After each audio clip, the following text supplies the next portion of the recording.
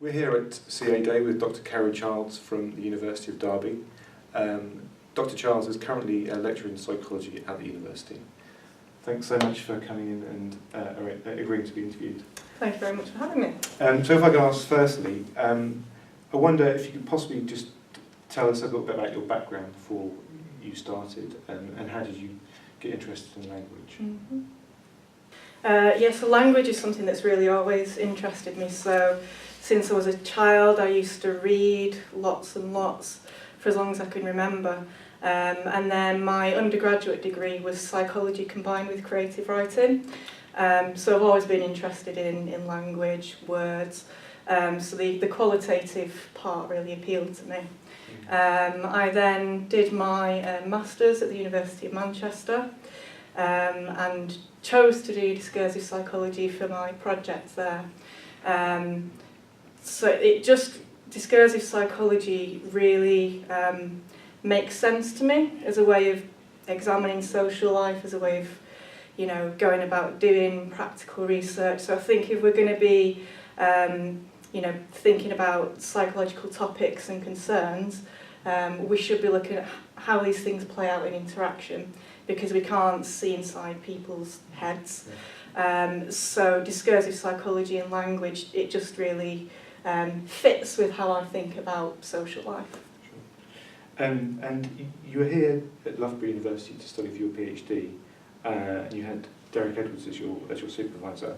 I wonder if you could maybe talk about your PhD topic and how did it come about?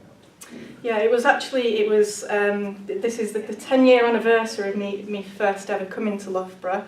So I came to meet Derek at the CA Day 10 years ago.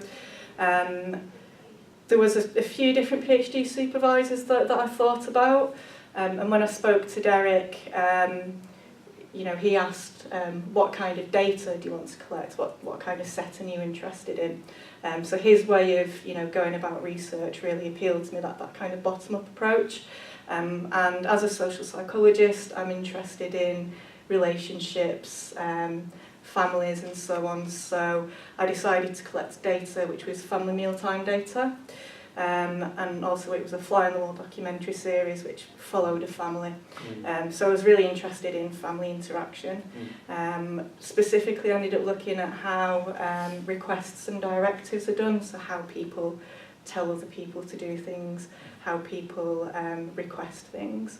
I ended up looking at how people use the word want in requests, and I hadn't been planning it when I started doing the project, but within research and theory of mind, they also look at how these terms are used by children, but they adopt a referential view of language, so they assume that when someone uses the word want, that's a reflection of what's going on inside their heads, which when you look at the interaction, it doesn't play out like that. So I was really interested in critiquing theory of mind and the way that the research is done and the assumptions that underpin some of that research.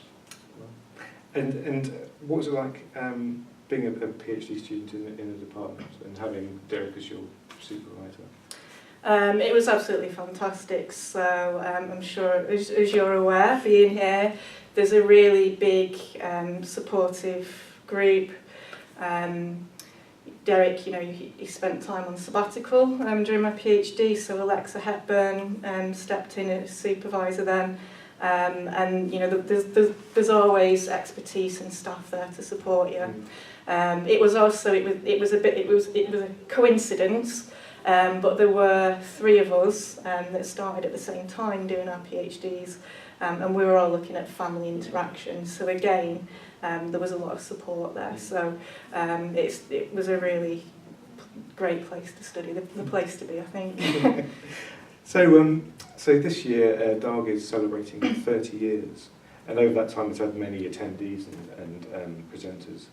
I just wondered if you could maybe talk a little bit about what it was like coming to DARG when you were here.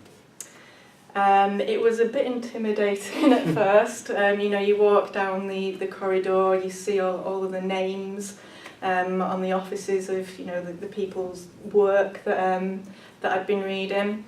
So a little bit intimidating at first, but everyone they're very friendly. very supportive. I did spend a year as the coordinator of the group, and I think that was a really positive thing to do. You know, it helped me to make contacts with people. So again, it was just a very positive experience. Yeah. So you're currently the program leader for applied psychology at Derby, and you teach on a range of modules. I wonder if you could say something about your experience of lecturing at the University of Derby. I feel so fortunate. I feel like I'm doing the best job in the world. One of the really nice things is that there's always scope for progression, to be doing something new. So, for example, I've been doing the programme leader role for just over a year now, so it was good taking on new responsibilities. So I always feel like I'm progressing. Another nice thing as well, I've been quite fortunate that I've had the chance to shape the curriculum around my interests. So I teach a second year research methods module. As part of that, we teach discursive psychology. I developed a forensic psychology module because that's always been an interest. And I've done research on police interviews as well. So I've been really fortunate that I have had the chance to shape the curriculum around my interests. We do a lot of team teaching as well, so we contribute to each other's modules. So again, I get the chance to deliver a lecture on a module on a topic that's something that's, you know, of particular interest to me. So I just feel like I'm basically sharing things that I'm really excited about for a living. So aside from the teaching element, I wonder if you could talk a bit about your past and current research. Yes, so I'm just finishing up a project which was a CA project where we were looking at interaction in police interviews. So that was with children reporting alleged sexual offences. So we had 30 interviews that we collected from the local constabulary, and we were looking at how the interviews are carried out, familiarising myself with the guidelines that they follow and looking at how they put those guidelines into practice. So, for example, I've just had a paper published in the Journal of Pragmatics, and the police officers are told that they have to personalise the interviews to make themselves identifiable.